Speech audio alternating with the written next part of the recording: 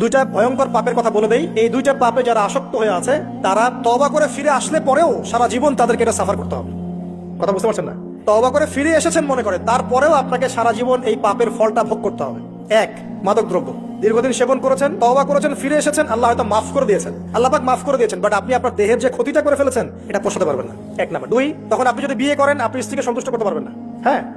দুই নাম্বার হচ্ছে এই যে গোপনে যুবকরা যে পাপটা করে, মাস্টারবেশন, যেটাকে আমরা বলি হস্তমৈথুন, এই পাপ যেসব যুবকরা করছে বা করে, এবং অ্যাভেলেবেল এই পাপটা সবাই করে, কারণ এখন পর্নের যুগ, পর্ন দেখলে তো আর কোনো উপায় নাই, তখন তো এই পথেই যেতে হচ্ছে, নিজের উপরে নিজেকে জুলুম করতে হচ্ছে। যারা হস্তমৈথুন অভ্যস্ত হয়ে গেছে এরা যদি তওবা করে ফিরেও আসে, শরীরের যে ক্ষতিটা হয়েছে এটা পূরণ হবে না কখনো। এখানে আপনার দেহের ক্ষতি, আপনার মস্তিষ্কের ক্ষতি, আপনার পরিবারের ক্ষতি, এবং আপনি যদি পরবর্তীতে গিয়ে পরিবার গঠন করতে চান আপনি সুখী পরিবার গঠন করতে পারবেন না, কারণ ভিতর থেকে আপনি নিজেকে শেষ করে ফেলেছেন। গোপন পাপে লিপ্ত হবেন না, আপনি যৌবনকে ধরে রাখেন, ইনশাআল্লাহ দেখবেন আপনি সারা জীবন এনজয় করতে পারবেন ইনশাআল্লাহ। কিন্তু যদি এখন নিজেকে শেষ করে ফেলেন, এখন নিজেকে শেষ করে ফেললে আপনি বিয়ে করলে পরেও দেখবেন আপনি পস্তাচ্ছেন। ওই যে কলিকাতা হারবালে যেতে হবে, তখন মডার্ন হারবালে দৌড় দিতে হবে। আর সব হারবাল টারবাল খেয়ে লাভ হয় না। কারণ কি? কারণ আল্লাহ প্রদত্ত যে নিয়ামত সেটা আপনি নষ্ট করে ফেলেছেন। এখন এইটা আর আপনি ক্ষতিপূরণ দিতে পারবেন না।